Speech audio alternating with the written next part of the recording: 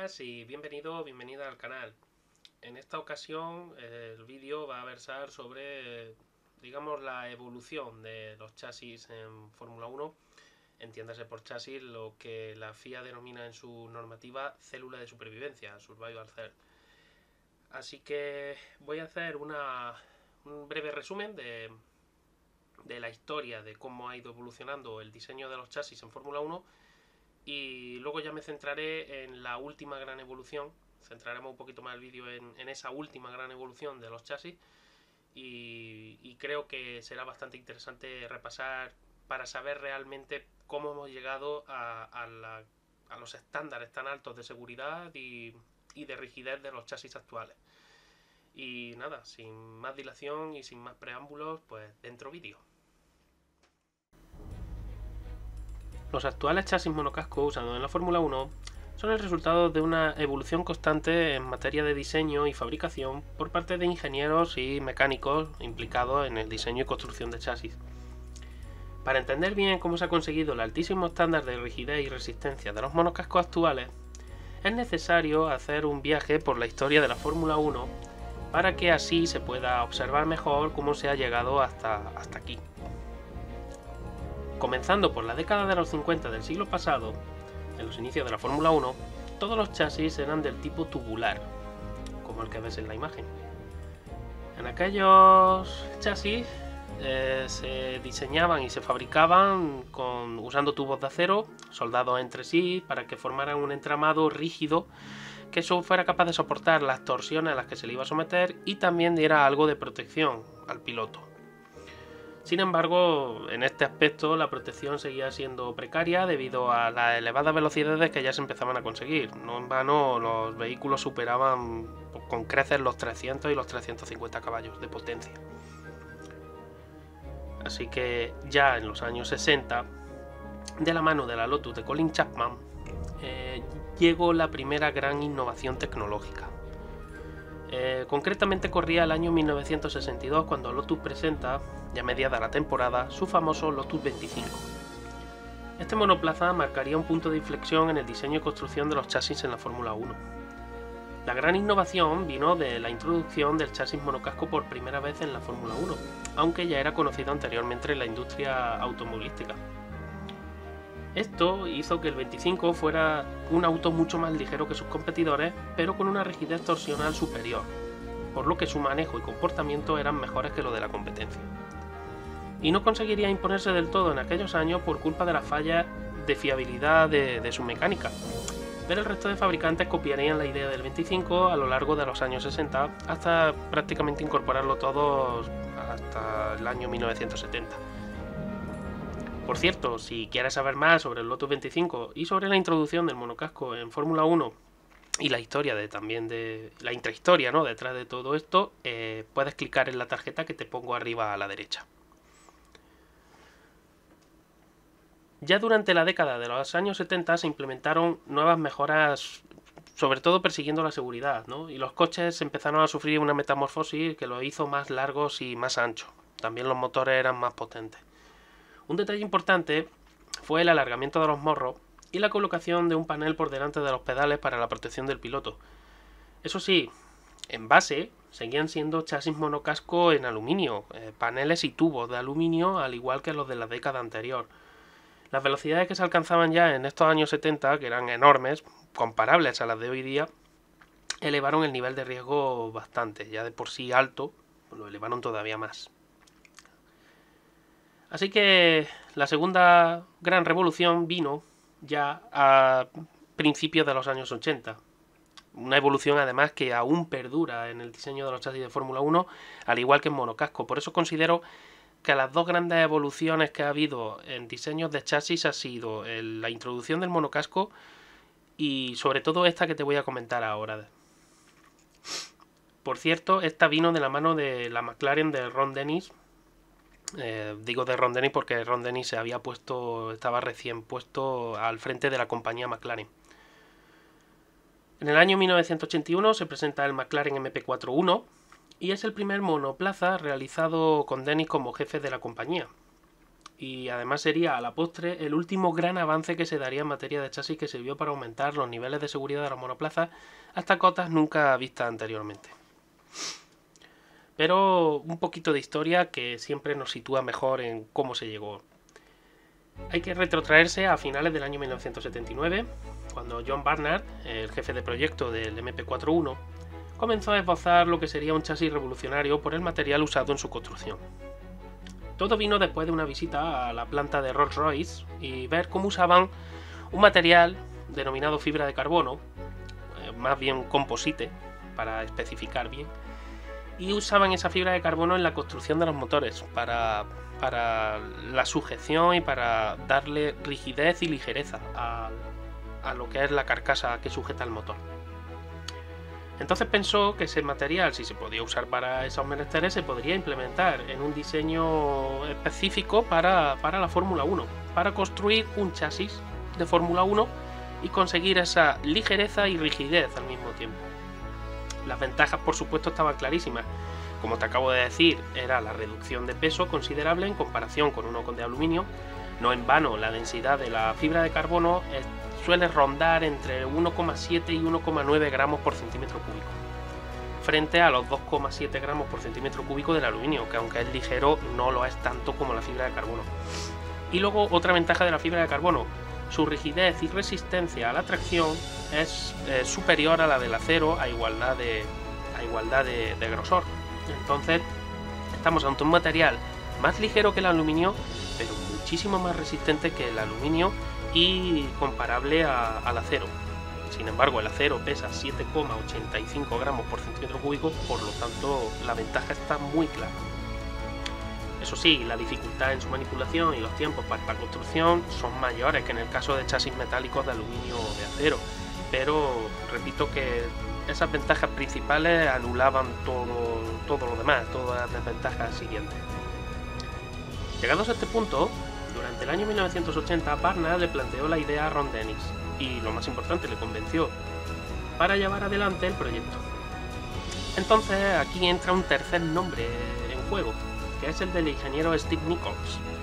Steve Nichols, estadounidense, era un ingeniero que tenía experiencia en el diseño y construcción o manejo de la fibra de carbono, porque había trabajado en la empresa Hercules Aerospace desde el año 1973.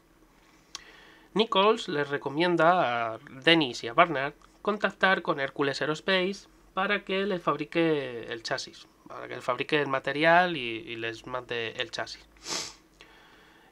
Aquí tengo que decirte que hay que recordar que también en aquellos años la Lotus de Colin Chapman andaba trabajando en diseñar y fabricar un chasis de composite de fibra de carbono también, al igual que Barnard y McLaren. Pero los trabajos de Barnard, gracias a la ayuda de Steve Nichols, estaban mucho más avanzados que los de Lotus en ese momento.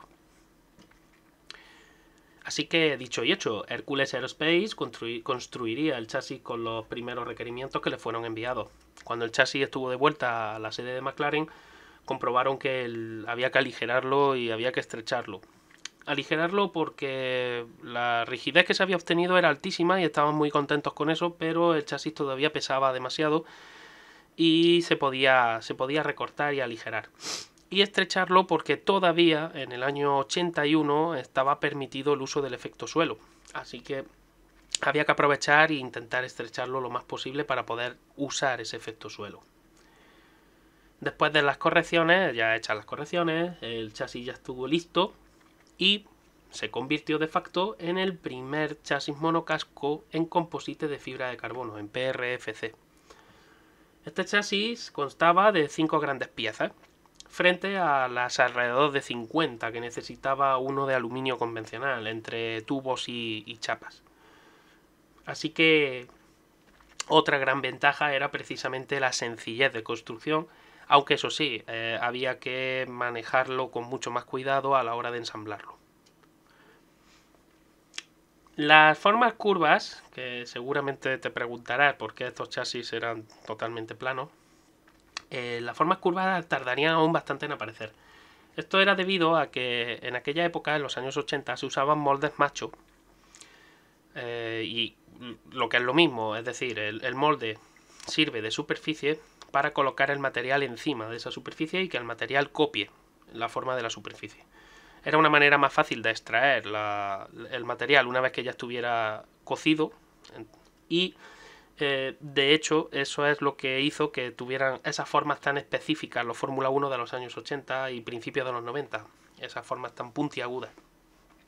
Ya en los 90 se empezaría con la mejora de los procesos de maquinado y con la mejora de los procesos de moldeo, se empezaría a usar los moldes denominados hembra, en los cuales el material se introduce en el interior del molde y luego se extrae una vez terminado el proceso de cocción.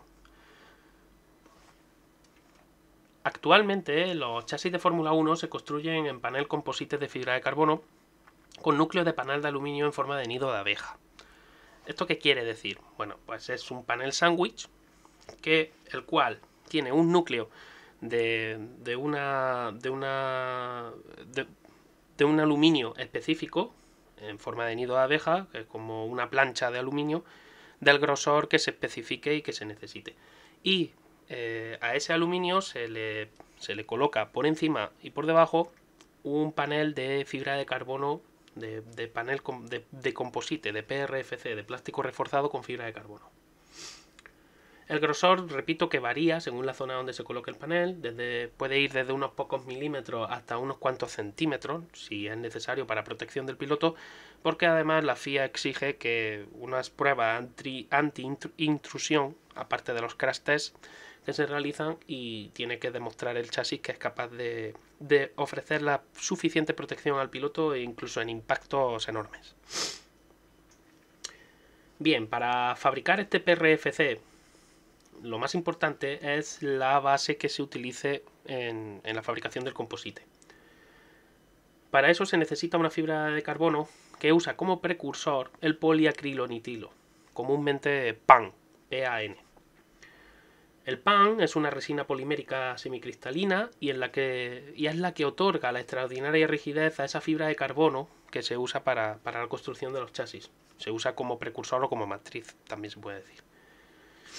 Aquí te voy a dar también una pequeña explicación porque seguramente te podrás preguntar, bueno, ¿qué es eso del precursor? ¿Qué es eso ¿Qué es eso del composite, etcétera? Bueno, vamos a empezar por el principio. Un composite o material composite es el resultado de la unión heterogénea. Esto es muy importante, es decir, tienen que distinguirse muy bien las distintas fases que componen el composite. Pueden ser mínimo 2 o incluso 3, 4, 6, 8, las que hagan falta. Pero tienen que distinguirse entre sí. No es una unión homogénea como puede ocurrir en un adhesivo o como puede ocurrir en otros materiales. El caso, como he dicho, unión heterogénea de al menos dos materiales diferentes. Uno de ellos será el precursor o matriz, que es el material base, es el que da la cohesión al composite, es el que transmite los esfuerzos y es el que puede proteger de los agentes externos. El otro material es el denominado refuerzo. El refuerzo es el que mejorará las propiedades de resistencia del precursor o aportará nuevas propiedades que no tuviera el precursor anteriormente. Puede aportar elasticidad, puede aportar incluso más fluidez, muchas propiedades distintas. Pero ya digo, el material base es el precursor o matriz. El material de refuerzo, pues como su propio nombre indica, aportará o nuevas propiedades o aumentará las propiedades del precursor. Como ejemplo, pues para no liarte mucho y para que sepas más o menos distinguir un composite, pues los implantes dentales, por ejemplo, son un ejemplo bueno de composite.